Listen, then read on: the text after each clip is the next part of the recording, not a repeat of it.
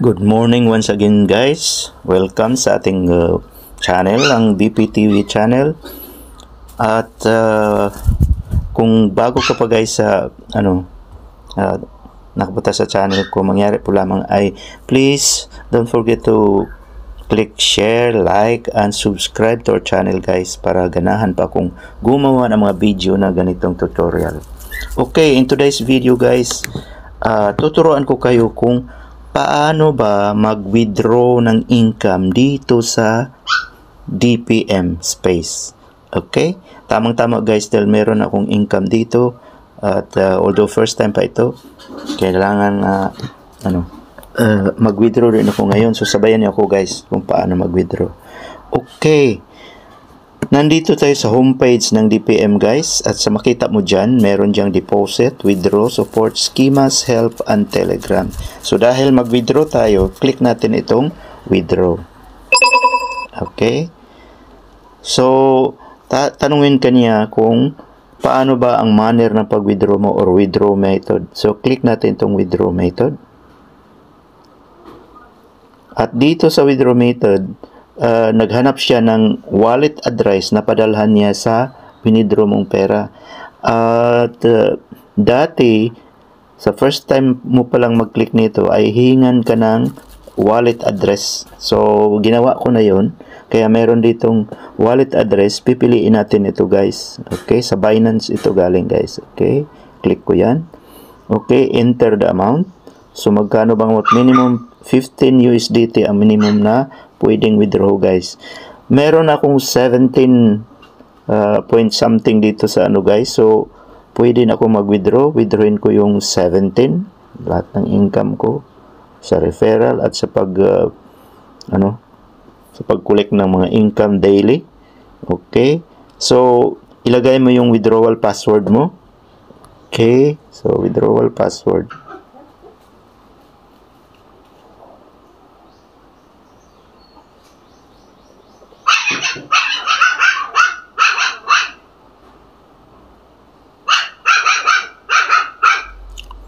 Okay.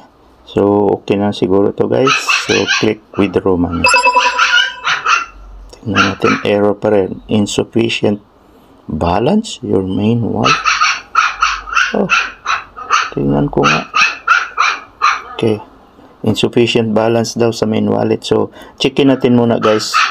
I-click natin itong pencil dito sa lower right hand corner. Makikita mo yung mga balance mo.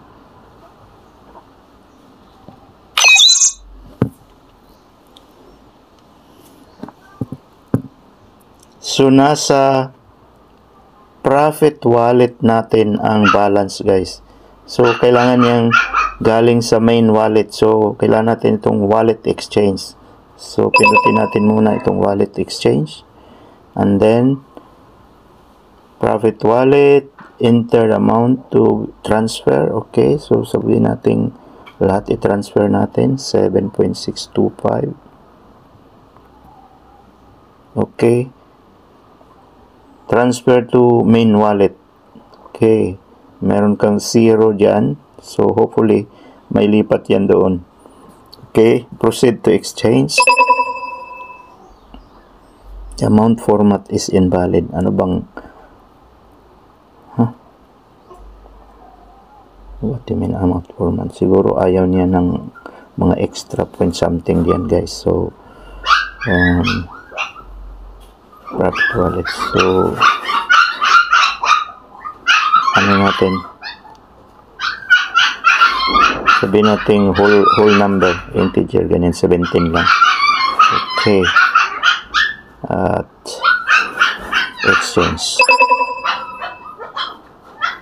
Done. So, $17 exchange wallet money successfully. Okay. So, kailangan kasi niya nandun sa main wallet at wala sa profit wallet ang money mo. So, exchange lang. Okay.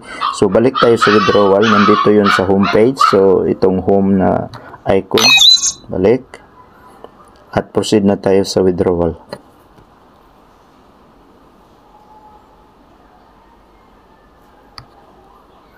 Talaga itang gumalaw. Okay. Balik tayo sa withdrawal. withdrawal method, click. At kunin mo yung wallet address, enter the amount. Okay. 17. And then withdrawal password. So 17. At matanggap daw natin mga 16 plus. Okay lang yan. So click.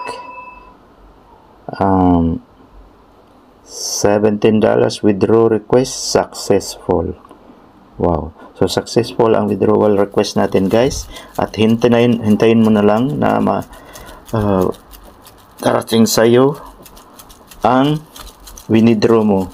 It takes 12 to 24 hours ang withdrawal, guys. So bukas ko pa ito malaman.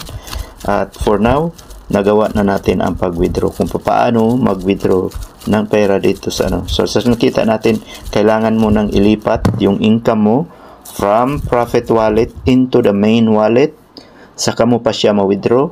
At kung mag-withdraw ka, kailangan whole number ang i-withdraw mo, hindi yung integer like 17, hindi pwedeng 17.265, no, 17.0, yan ang pwedeng tanggapin. Okay guys, so hanggang dito na lang ang video ito. Hope meron kang income dito sa DPM at napakaganda nito, guys, dahil consistent itong nagbabayad. See you at the top. Good luck at good morning sa lahat. Okay.